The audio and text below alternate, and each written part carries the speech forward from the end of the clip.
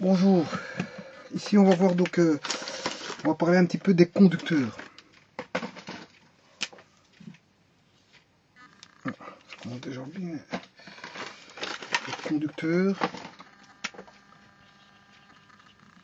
Bien sûr, on va parler des conducteurs électriques.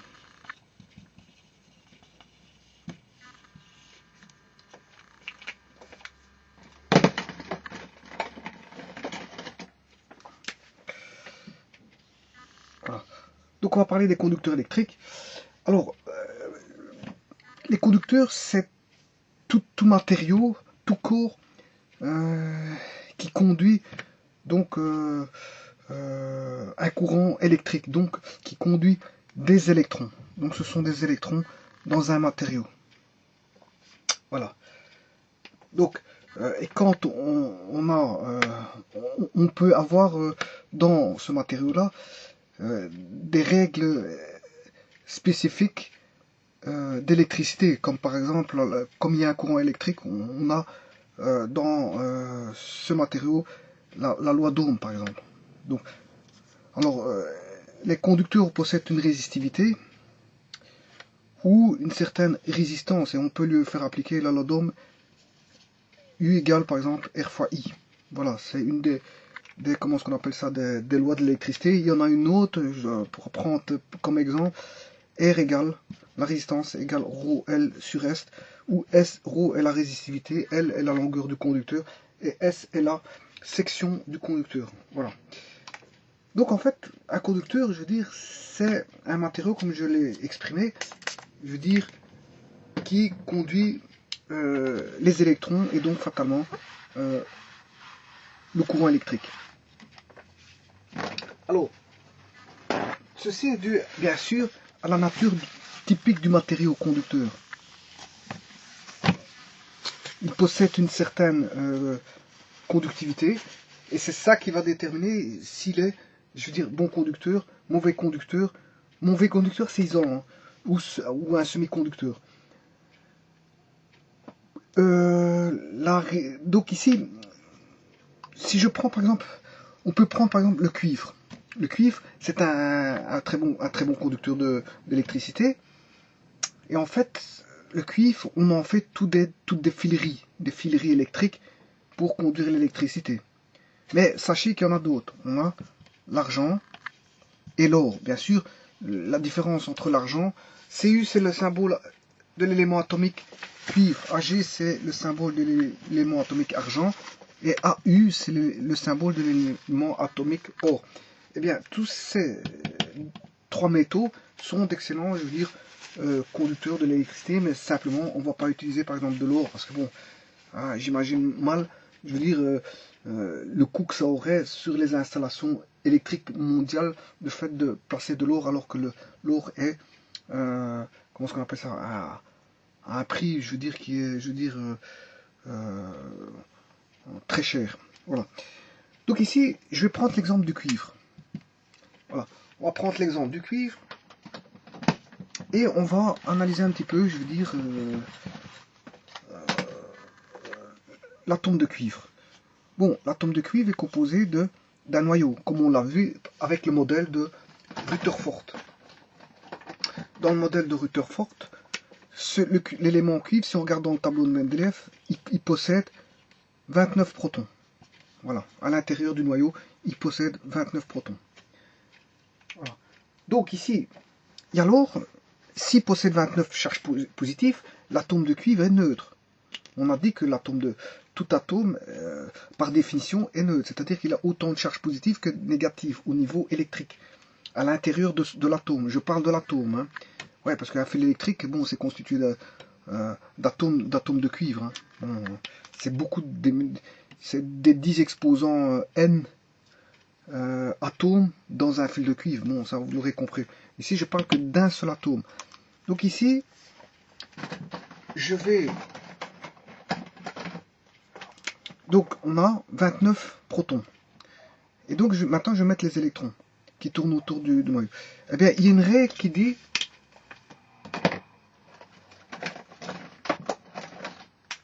Il y a une règle qui dit que, bon, il y a la formule 2n². Voilà. C'est-à-dire 2n carré, c'est une règle en physique atomique qui dit que n c'est la couche. N c'est le numéro de la couche.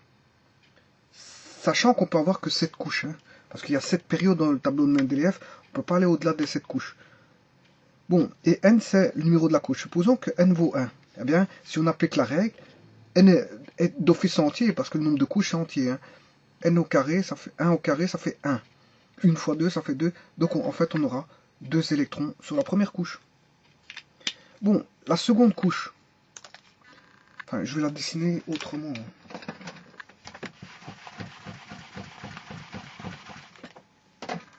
Donc je vais mettre les 29 protons, P+. Première couche, j'ai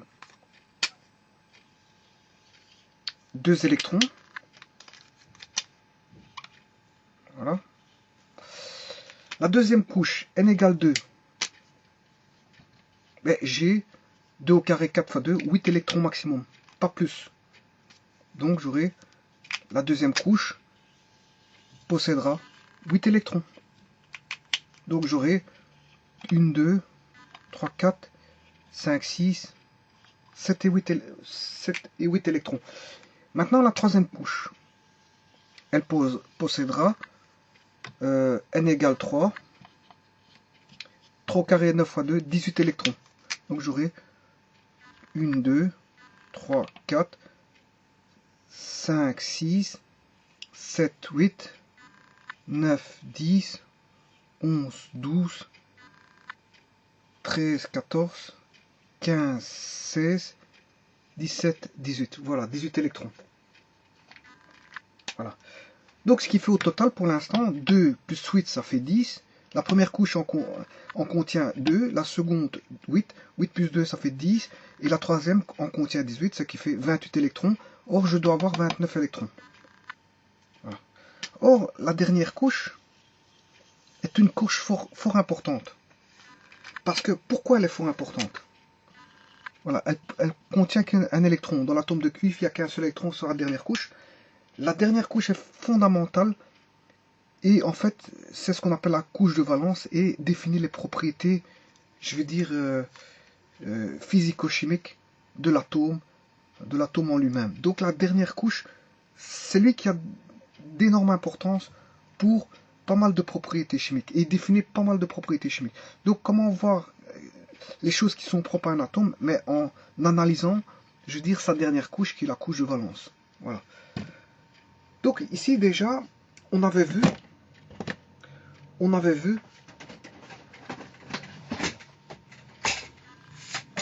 que dans un atome,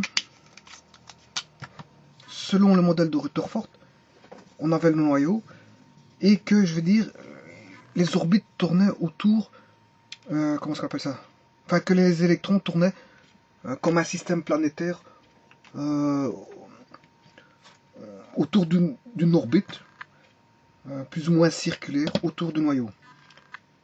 Bon, on a fait des calculs et on avait dit que bon, tout était en parfaite harmonie en ce qui concerne, je veux dire, comment on appelle ça, l'étude de la physique atomique classique, parce que on avait dit qu'il n'y avait pas d'harmonie du tout concernant la physique, je veux dire, ondulatoire. On a remarqué que, je veux dire, hein, au niveau magnétique, il y avait une incohérence et qu'il fallait redéfinir l'atome qui n'était plus l'atome de Rutherford mais l'atome de Bohr, et que ça expliquait des propriétés, je veux dire, particulières. Quand l'atome était accéléré au niveau magnétique, ça définissait, je veux dire, comment est-ce qu'on appelle ça, une trajectoire spiralée, au niveau magnétique. Donc il fallait définir un autre atome qui était l'atome de Bohr. Hein, là, il fallait une théorie quantique ondulatoire à l'atome. Or, au niveau classique, bon, le modèle circulaire ici se satisfait à lui-même. Et l'atome de Rutherford, je veux dire, donnait pas mal déjà de caractéristiques, je veux dire, à l'atome, notamment que l'électron était situé sur des orbites circulaires, qu'elle tournait autour du noyau, et que je veux dire, bon, l'énergie, ben, qu'il y avait deux forces, enfin, que tout était en équilibre, contrairement je veux dire, au niveau magnétique, qui disait qu'on n'était pas dans un système d'équilibre, mais on avait un déséquilibre dû à ce que on avait une trajectoire spiralée due à une accélération de l'électron. Voilà. On avait avec des pertes d'énergie. On avait l'électron qui perdait de l'énergie. On avait une trajectoire spiralée du fait qu'elle perdait de l'énergie. Donc en fait, elle tournait en spirale au fur et à mesure, puisqu'elle était accélérée au fur et à mesure. Donc elle perdait de l'énergie au fur et à mesure et elle avait une trajectoire spirale. Et donc ça, c'est la théorie magnétique qui disait ça. Et donc il fallait passer par le modèle quantique. Mais au niveau classique, je veux dire, on avait dit qu'il y avait un équilibre. Et cet équilibre était donné par la force centripète, ou plutôt, mieux, la force centrifuge. Centre F pour centrifuge. Et voilà. Et la force centripète. Et la force centripète, ben, c'était, on avait une force ici coulombienne. On avait une force coulombienne. Et donc, il y avait un équilibre entre la force coulombienne et la force centrifuge. Et donc, qu'est-ce qu'on pouvait dire? Que, je veux dire, on avait une accélération centrifuge, on avait une certaine vitesse, centrifuge, et donc une énergie centrifuge accouplée à une énergie potentielle qui était équilibrée. Il y avait un équilibre entre l'énergie due à la force centrifuge et l'énergie due à la force coulombienne. Voilà. Donc on avait voilà. Et que cette énergie-là, on l'avait définie comme étant l'énergie totale est égale à E total était égal à quoi? Si je me rappelle bien, c'était négatif parce qu'il y avait une attraction on avait dit qu'il y avait une attraction de l'électron vis-à-vis du noyau. Moins E carré sur 8pi epsilon 0 R. Voilà.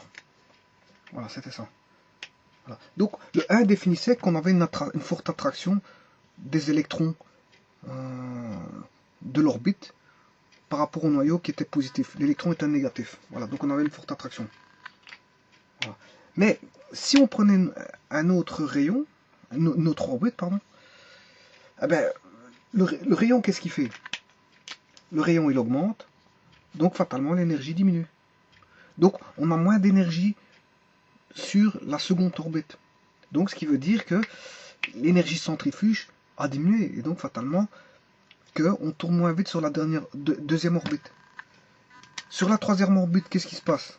Ben, on remonte d'un rayon, R3. Ici on a R1. Ici on a rayon 2. Ici on a R3. Donc si je remonte d'un rayon R3, on remonte encore comment est-ce qu'on appelle ça, d'un niveau. Le rayon augmente par rapport au rayon, je veux dire, de la trajectoire de l'électron et du centre du noyau. La distance entre la trajectoire faite par l'électron et séparé par le centre du rayon, il a augmenté. On a R3. Mais comme on a R3 a augmenté, l'énergie totale a diminué. Ça veut dire qu'ici, j'ai une énergie E1, une énergie totale E2, une énergie totale E3. Et comment est E3? E3 est, bien sûr, plus grand que... Enfin, E1 est plus grand que E2, qui est plus grand que E3. Et ainsi de suite. Plus les trajectoires sont éloignées du noyau, et plus, je veux dire, il y a moins d'attraction faite par rapport au noyau. Donc ici, il est fortement attiré, là moins, là encore moins, et plus c'est éloigné, moins c'est attiré. Voilà. Donc, ce qui veut dire que la dernière couche est particulière. La dernière couche, la couche de valence,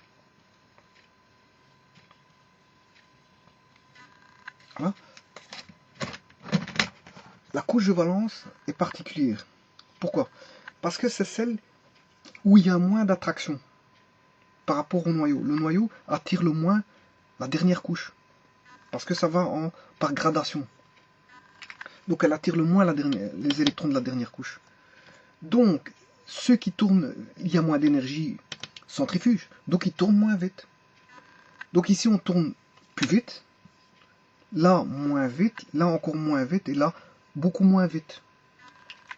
Donc en fait ici c'est comme si on tournait vite, là un peu moins vite, là encore moins vite, et là vraiment bon, ça tourne beaucoup moins vite que les autres. Ce qui veut dire c'est la moins d'énergie centrifuge, ça veut dire qu'une force extérieure, toute force extérieure, peut arracher facilement cet électron. Une force extérieure, comme il y a moins d'attraction vis-à-vis du noyau, on peut arracher facilement les électrons de la dernière couche, de la couche de valence.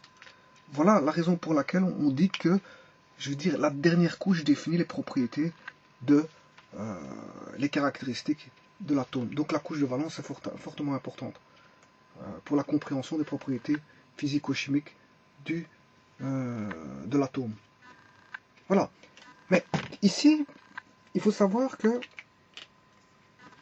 si l'électron est arraché, ben, il devient un électron libre. Et donc les électrons libres, c'est quoi? Les électrons libres, c'est ce qu'on retrouve dans le courant. Ce que je vous ai parlé tout à l'heure d'électrons dans un matériau. Les électrons qui circulent dans un matériau, ce sont les électrons libres. Donc, pour ça, il faut définir, je veux dire, les conducteurs possèdent donc deux zones.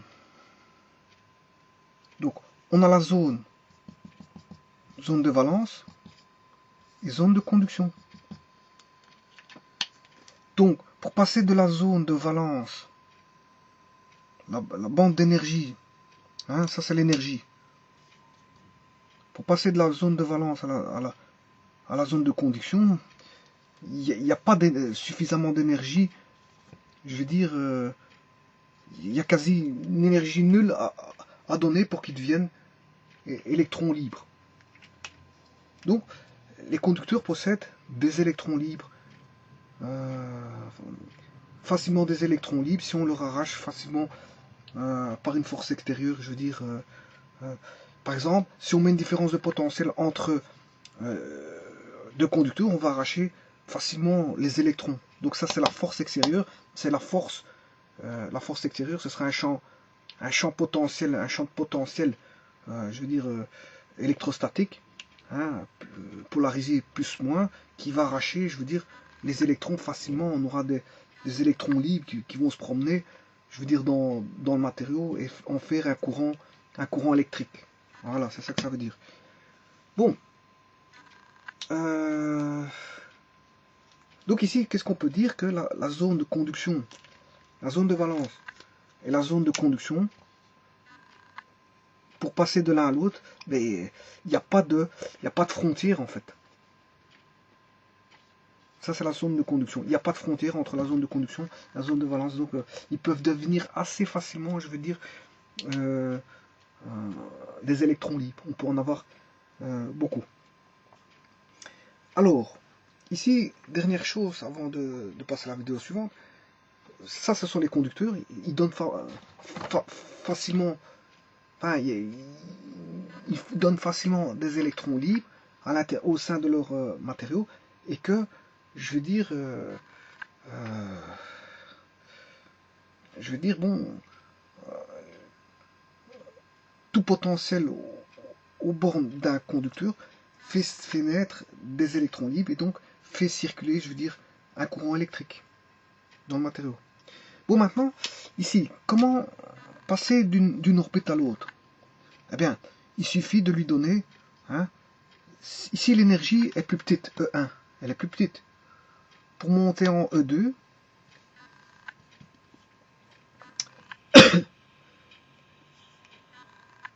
ici je me suis trompé. Hein. Ouais, ouais, non, ça c'est bon. Si le rayon augmente, l'énergie totale diminue. Non, c'est juste. Les rayons. Si le rayon augmente, l'énergie totale d'attraction par rapport au noyau est plus petite, c'est ça que ça veut dire. Voilà. Bon, mais maintenant, comment le faire monter d'un étage? Ben, en lui donnant de l'énergie qui est égale à h nu. Voilà. Et comment le faire redescendre d'un étage? Eh bien, quand il redescend un étage, c'est qu'il a libéré de l'énergie h nu. Voilà.